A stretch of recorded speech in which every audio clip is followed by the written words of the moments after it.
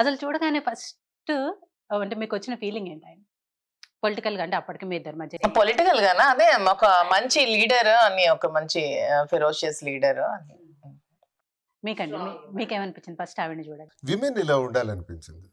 ఒక 2000 మందిని తెచ్చి నిలబెట్టి నాకు ఉమెన్స్ డేకి పిలిచింది తను చీఫ్ గెస్ట్గా. అందులో నేను ఒక్కడే మగాడిని. చుట్టూ జనం ఏరా ఇంతమంది, అంత రిచ్ క్లాస్ పీపుల్ కూడా వచ్చారు. మామూలు ఆర్డినరీ కాదు, పెద్ద వైశ్యాకులు అనిపించిన చాలామంది వచ్చారు. ఇంతమంది గ్యాదరింగ్ ఉంది, వై డోంట్ యూస్ మన పొలిటికల్గా ఎందుకు వాడకూడదని మాలో అప్పుడు నాటింది ఈ అమ్మాయిని చూసిన తర్వాత. ఒక విమెన్ అంతగా పికప్ చేయగలిగే శక్తి ఉండేటప్పుడు ఆమె ఉండవలసింది కుటుంబ పరంగా కాదు, సామాజిక పరంగా రావాలి, సమాజంలోకి రావాలి, ఒక ప్లాట్ఫామ్ తీసుకోవాలి. అది పొలిటికల్ అవని, వ్యాపారం అవని, ఏదవని ఆ రకంగా ఉండాలన్నది నా అభిప్రాయం. అది ఆమెలో క్వాలిటీ నచ్చింది. ఓకే. సో ఆ వాచ్ ఈ మధ్య ఆవిడ మీ బర్త్డేకి ఇచ్చిన గిఫ్ట్ అయినా మీ బర్త్డేని కూడా ఒక మెమరబుల్గా ఆవిడ అలా చేసింది. తన బర్త్డే నేను పాపం అలా చేయలేదు. అంటే పాపం ఆవిడ ఆ విషయం కూడా చెప్పారు మీకు అలాంటివి. అలా ఏం లేదు. నా బర్త్డే నాకేంటన్నాను, నాకు ప్రజలతో చేసుకోవాలని ఉంది, అందరికి పిలిచి భోజనం పెట్టండి అని చెప్తే అలాగే చేశారు గ్రాండ్. అవన్నీ చేశాను.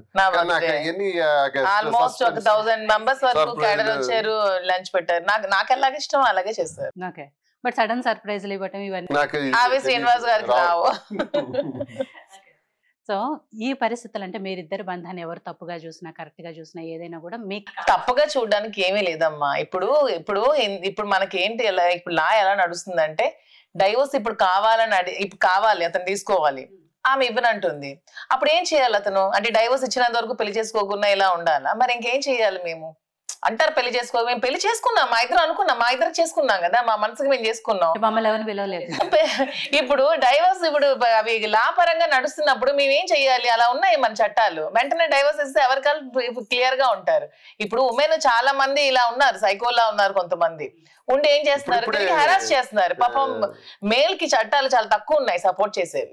ఇప్పుడు ఉమెన్ కొంచెం కన్నీళ్ళు పెడితే బయటకు వచ్చి మగవాడు నిజంగా తప్పు చేశాడేమో అనుకుంటారు, కానీ ఆమె నిజంగా మొగుడిని కొట్టొచ్చి బయటకు చెప్పినా సరే నమ్మట్లేదు. అలా ఉంది ఇప్పుడు సొసైటీ. ఇప్పుడు కోర్టులు కూడా ఆలోచిస్తున్నారండి ఆ రకంగానే. 490 మరి ఏం చేయాలి మేము? డైవర్స్ ఇప్పటి వరకు అయితే అప్పటి వరకు మేము ఏం చేయాలి? మరి కలిసి ఉన్నాం, మా ఇద్దరికి మనసాక్షిగా పెళ్లి చేసుకున్నాం, మా ఇద్దరికి మేము భార్యాభర్తలమే. మేము ఉన్నప్పుడు ఎవడో ఏదో కామెంట్ చేసి నువ్వు ఉంచుకున్న దాన్ని మీకేంట్రా నొప్పి? నాకు కదా, నేను మా ఇద్దరు వైఫ్ అండ్ హస్బెండ్ అనుకుంటే మీకేంటి పోయిన? మా బంధం గురించి ఇంకేం క్లారిటీ కావాలి? నేను చెప్తున్నాను కదా, భార్యాభర్తలు వేరా, దానికి క్లారిటీగా ఏం కావాలి? ఇంకేం క్లారిటీ ఇవ్వాలి? మీకు నచ్చినట్టుగా మీరు బతుకుతున్నారు. మేము డైవర్స్ తీసుకున్నాను మ్యూచువల్ గా, డైవర్స్ నడుస్తుంది. మేము ఉన్నాం మెంటల్ గా, మేము పెళ్లి చేసుకున్నాం, మా ఇద్దరికి మేము పెళ్లి చేసుకున్నాం. మా ఇద్దరికి లీగల్ గా అయ్యాక, ప్రొసీడింగ్స్ అయ్యాక లీగల్ గా కూడా రిజిస్టర్ మ్యారేజ్ చేసుకుంటాం. అప్పుడు అందరికి పిలుస్తాం. మరి లీగల్ ప్రొసీడింగ్స్ లో రిజిస్టర్ మ్యారేజ్ చేసుకోకూడదు, అదొక క్రైమ్ అవుతుంది.